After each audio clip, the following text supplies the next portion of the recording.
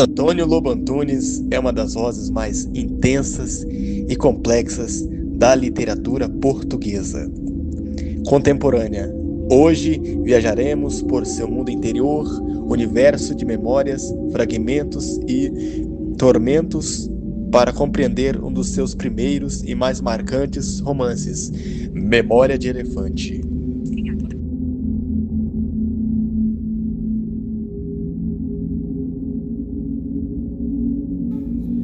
Em 1942, nascia um dos escritores mais importantes da literatura portuguesa. Formado em medicina psiquiátrica, Antônio Lobo Antunes trouxe a complexidade da mente humana para suas obras. Os traumas, a memória, a dor e o passado são personagens cruciais em suas narrativas. A guerra colonial é outro protagonista em seus livros. Lobo Antunes serviu como médico militar em Angola durante o conflito entre 1971 e 1973. Essa experiência foi extremamente traumática e transformou sua visão de mundo. Nas suas obras, ele expôs a violência, o absurdo e as feridas psicológicas deixadas pela guerra, tanto nos soldados quanto na sociedade portuguesa. E esse ponto é essencial para entender a ficção portuguesa após o 25 de abril. Muitos escritores passaram a revisitar a guerra, a ditadura e a memória coletiva. Lobo Antunes faz isso de um jeito muito particular, usando a escrita fragmentada, intensa e profundamente introspectiva. O seu estilo é considerado difícil, mas muito rico. Ele usa múltiplas vozes narrativas, mistura presente e passado, trabalha com o fluxo da consciência, como se estivesse dentro da mente dos personagens. É uma prosa que exige atenção, mas recompensa o leitor pela profundidade emocional e psicológica que alcança. Entre suas obras mais conhecidas estão Memória de Elefante, Os Cus de Judas e Fado Alexandrino. Temas como guerra, trauma, família, culpa, ditadura, desilusão, identidade portuguesa são retratados nessas obras. Mas apesar de falar da experiência coletiva, o foco dele é sempre a dimensão íntima, como cada pessoa carrega dentro de si as suas próprias guerras. Ao longo da carreira, Lobo Antunes recebeu vários prêmios internacionais e é frequentemente comparado a outros escritores. No entanto, ele mantém uma escrita muito própria que combina dureza, lirismo e um olhar crítico sobre Portugal no período pós-25 de abril. Falar de Antônio Lobo Antunes é falar de um autor que transforma memórias, dores e história em literatura. Sua biografia, marcada pela psiquiatria e pela guerra, não é apenas um detalhe, mas o coração da sua obra. Entender quem ele é ajuda a entender por que seus livros investigam tanto o interior das pessoas e as cicatrizes deixadas pela vida. Eu comecei a escrever com 5, 6 anos, não é? E era muito interessante porque você punha as palavras umas a seguir às outras e fazia sentido.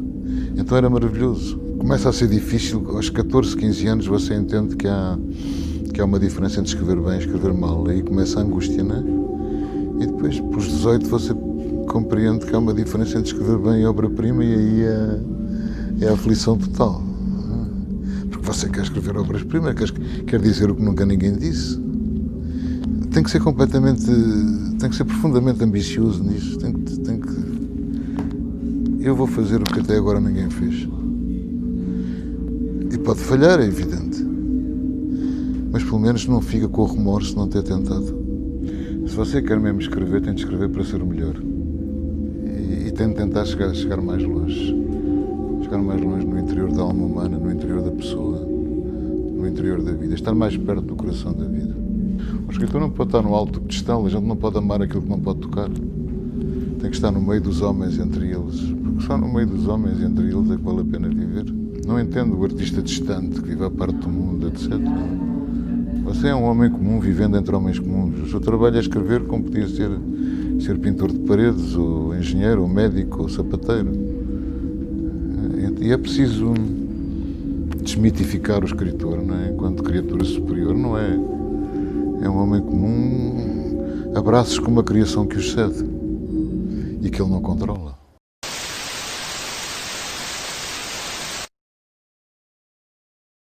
O autor é escritor do período pós-25 de abril, um momento decisivo da literatura portuguesa, marcado por temas como a descolonização, a ditadura e a transição para a democracia.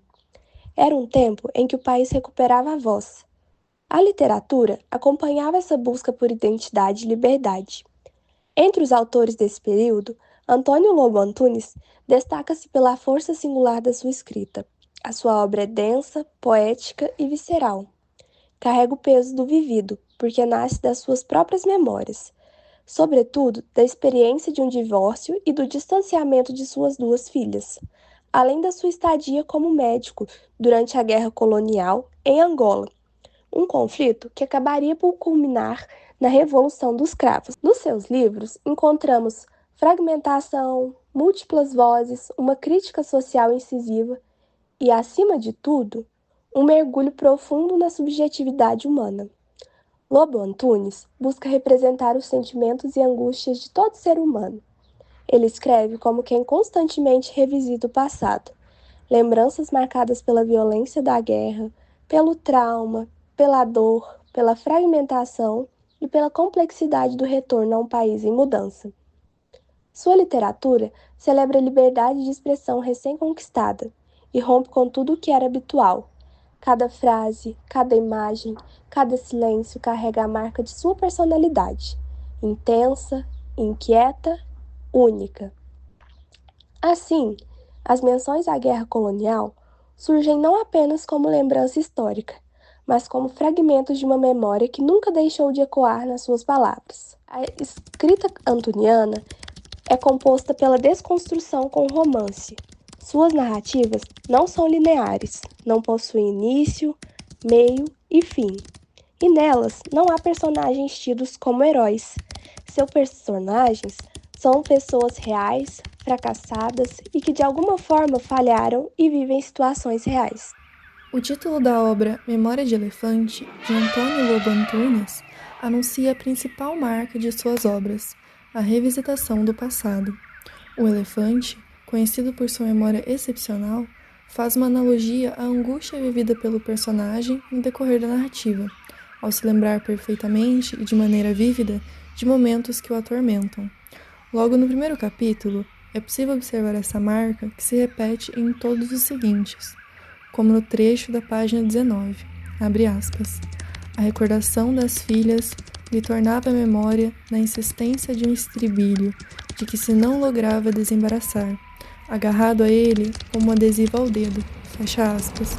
Portanto, as memórias são associadas com um fardo pesado, incômodo e teimoso, que o persegue e assombra, por sua capacidade de elefante de guardá-las por longos períodos.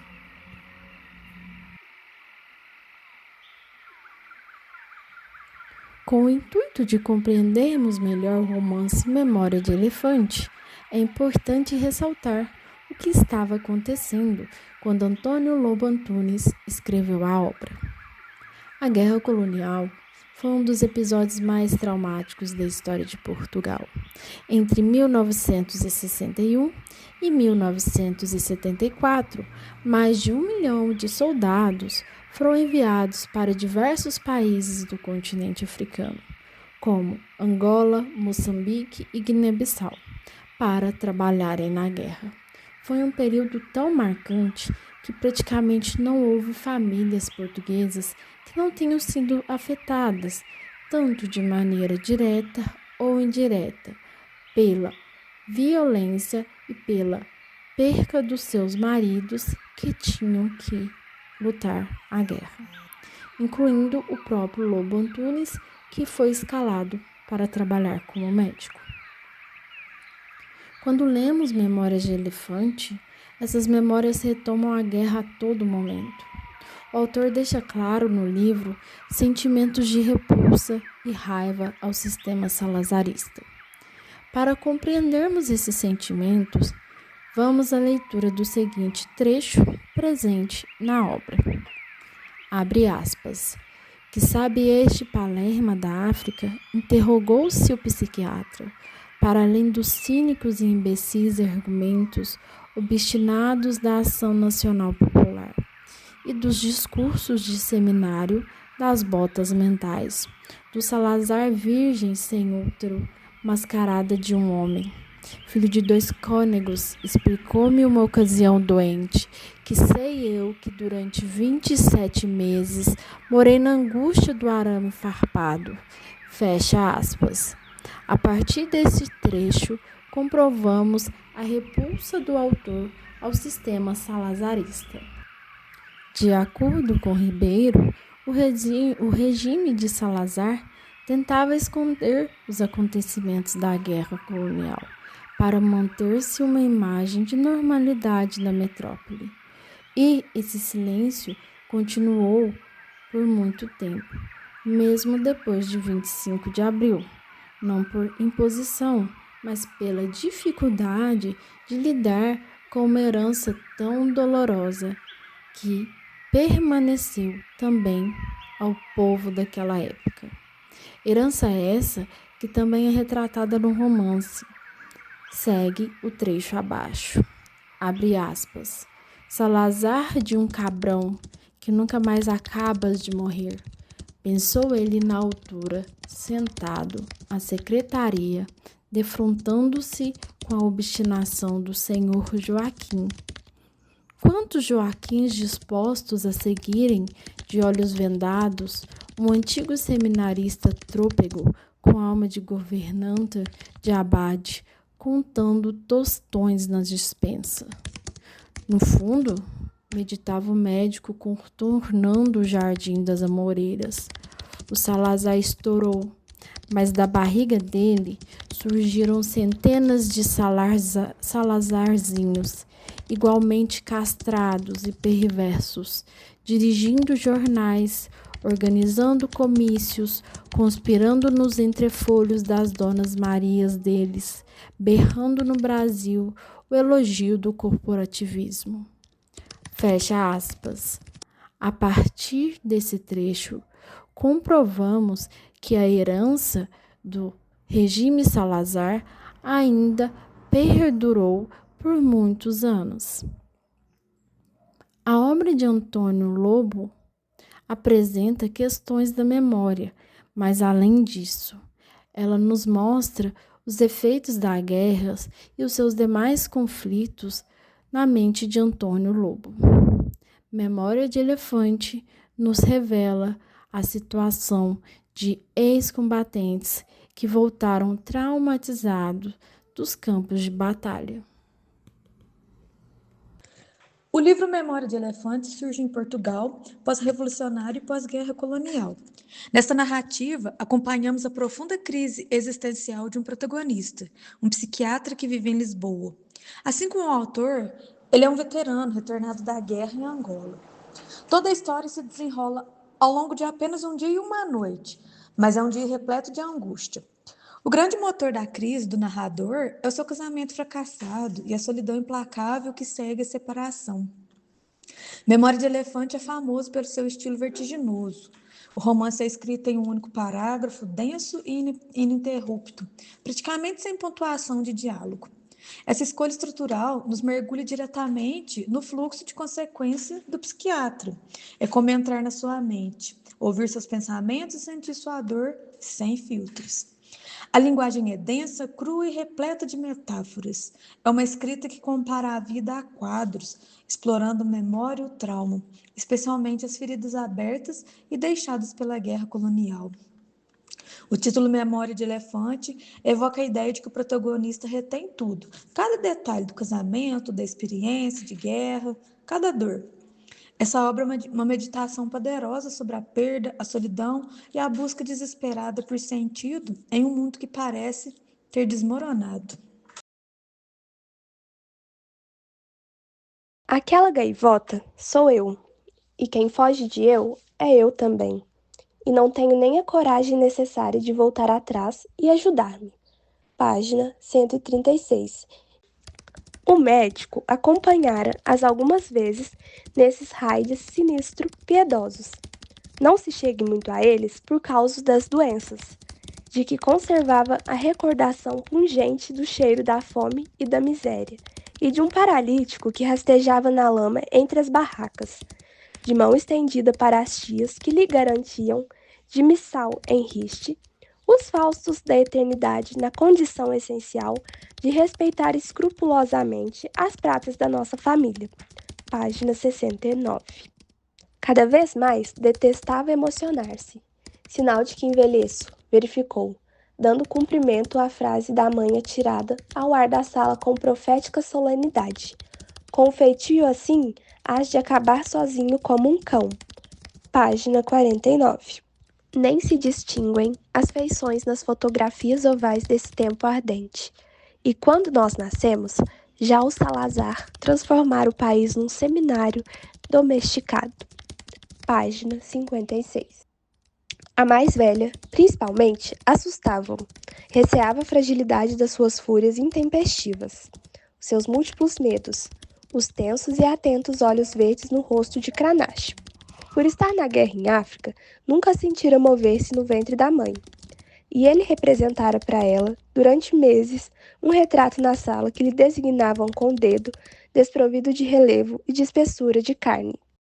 Os odores da miséria, opinou o médico. Os monótonos, merdosos e trágicos odores da fome e da miséria. Página 41. Talvez tenha razão. Escrever para mim é sobretudo um trabalho. Você é jornalista. Eu escrevo coisas em papel. E vivo disso, claro. Isso disse isso há muito tempo já. Já há algum tempo. Eu não estou de acordo. Não está de acordo? Estou. Talvez tenha razão. Escrever para mim é sobretudo um trabalho. Você é jornalista. Eu escrevo coisas em papel. E vivo disso, claro. Não me seria indiferente se a opinião das outras pessoas fosse muito importante para mim. A única opinião importante para mim é dos meus amigos, isso sim. Se, por exemplo, o Zé Cardoso Pires, que já morreu, lembrei-me dele agora, assim, de repente, me dissesse uma coisa desagradável, eu ficava triste. Se for, sei lá, um ministro qualquer, quero lá saber. Só me interessa a opinião das pessoas que eu respeito e das pessoas de quem eu gosto, que até podem não ser minhas amigas, há pessoas que eu nunca vi e que respeito e que admiro.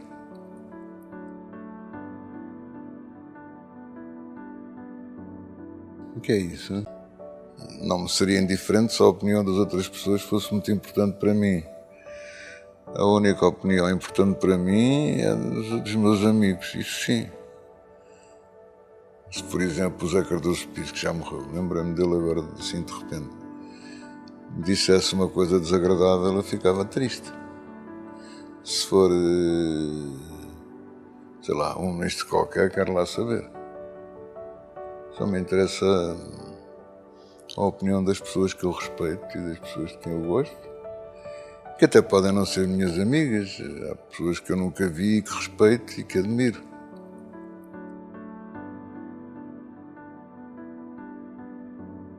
O que é isso? Não me seria indiferente se a opinião das outras pessoas fosse muito importante para mim. A única opinião importante para mim é dos meus amigos, isso sim. Se, por exemplo, o Zé Cardoso Pires, que já morreu, lembrei-me dele agora, assim, de repente, me dissesse uma coisa desagradável, eu ficava triste. Se for, sei lá, um ministro qualquer, quero lá saber. Só me interessa a opinião das pessoas que eu respeito e das pessoas de quem eu gosto, que até podem não ser minhas amigas, há pessoas que eu nunca vi e que respeito e que admiro.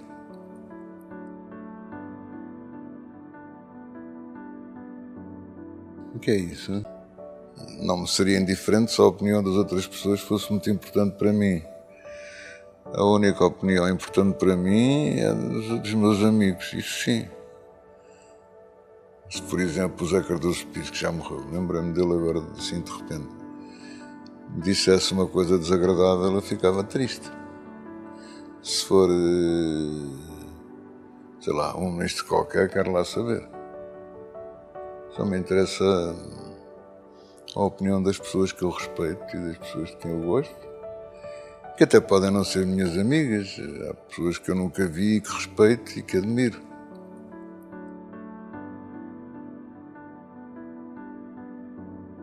O que é isso? Hein? Não me seria indiferente se a opinião das outras pessoas fosse muito importante para mim.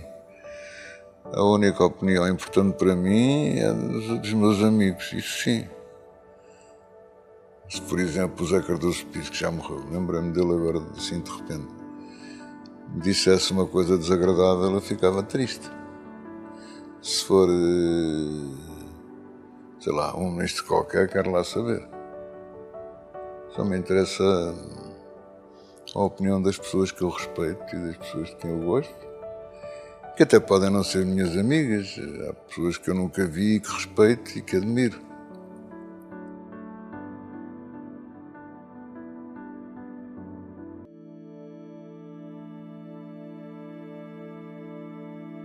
Memória de Elefante é um mergulho na mente fragmentada do protagonista, onde Lisboa se converte. No espelho da angústia existencial, ao encerrar este fato, reforçamos a importância da obra de Antônio Lobo Antunes como marco da literatura portuguesa pós-revolução pela profundidade psicológica e pela renovação estilística que propõe. Tal como o protagonista, todos nós carregamos memórias que nos constroem e nos ferem.